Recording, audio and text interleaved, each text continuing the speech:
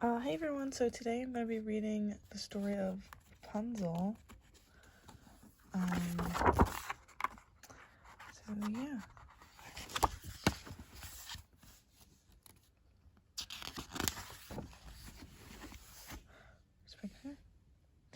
John and his wife Nell lived in a pleasant cottage in a small village. More than anything, they wished for a child. Next door lived a wicked witch named Helga. She had a house with a big garden. Helga wished for a child too. One day, Nell had a sign that she would have a baby. That same day, she saw some Rapunzel lettuce growing in the witch's garden. It looked so green and fresh, Nell cried. I must have some of that lettuce. John loved her so much that he risked picking some of the lettuce for her. How dare you steal my Rapunzel, the witch screamed when she came upon him. You will pay dearly for this.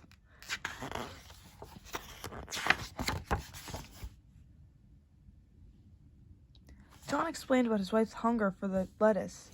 Unappeased, Helga said, Very well, take all the lettuce you like, but when the baby is born, it will be mine. John was so shaken that he agreed. Nell ate a very great deal of Rapunzel lettuce, and in time, a beautiful little girl was born. She had blue eyes and golden hair. Her parents loved her at once.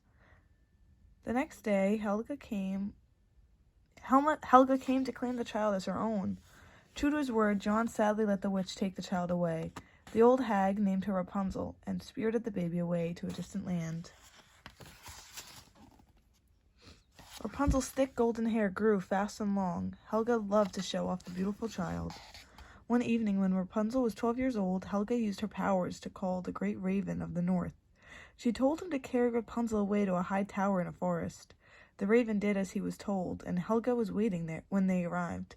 She imprisoned Rapunzel in the tower which had no doors or stairs and only one chamber at the top.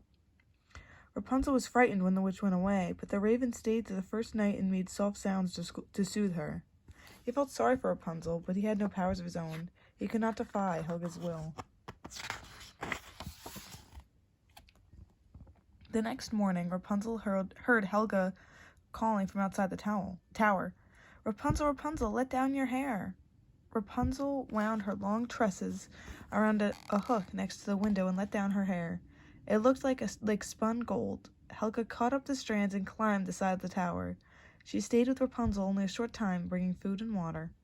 Every morning Helga came and called to Rapunzel, and every morning Rapunzel let down her long hair. But Rapunzel was still lonely.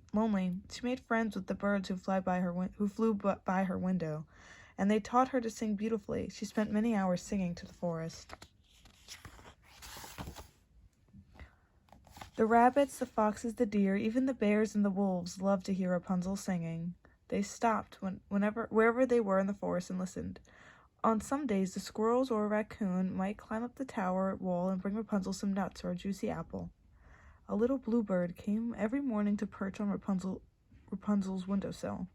Rapunzel named her Sky because the bird was as blue as the heavens and as happy as a little sunbeam. Every morning, Sky sang with Rapunzel and then flew away just as Helga approached the tower.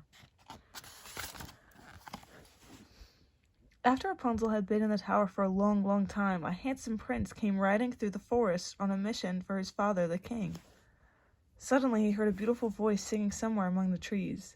He guided his horse toward the enchanting sound. When he got closer, the singing stopped and a harsh voice called, Rapunzel, Rapunzel, let down your hair. The prince was amazed to see the beautiful long hair and the ugly witch climbing up it. He wanted to hear the girl sing again, but the witch stayed. The prince vowed that he would return one day, and so rode on to carry out his royal task. As the prince rode back to the forest on his way home, he came again to the tower. All was quiet. He walked to the foot of the tower and called, as he had heard Helga call, Rapunzel, Rapunzel, let down your hair. At once Rapunzel came to the window, but she hesitated because the voice was strange. When she saw the prince, she let down her hair, and the prince climbed swiftly to her window. Sing for me, he begged her. Rapunzel was so happy that she sang more sweetly than ever before. Every day after that, the prince climbed up to see Rapunzel, and every day she sang for him.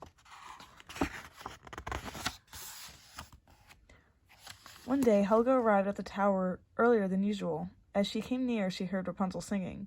The song was so sweet that Helga knew something had happened. She crept close to the tower and watched. Soon she saw Rapunzel tell the prince goodbye. She watched him climb down from the tower on the golden hare, then ride away through the forest. "Someone has tricked me," Helga screeched. She dashed home without leaving the food and water for Rapunzel. Back in her own cottage, she stormed and stomped and shrieked that someone was trying to steal her own beautiful daughter.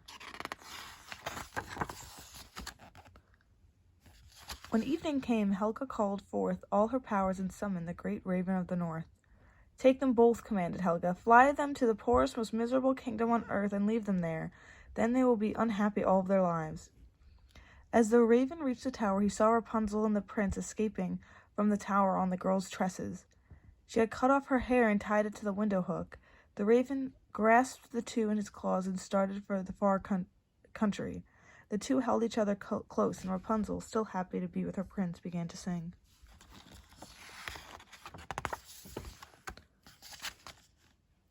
The music that had charmed and enchanted the creatures of the forest when Rapunzel was trapped in the tower now stirred the raven's heart.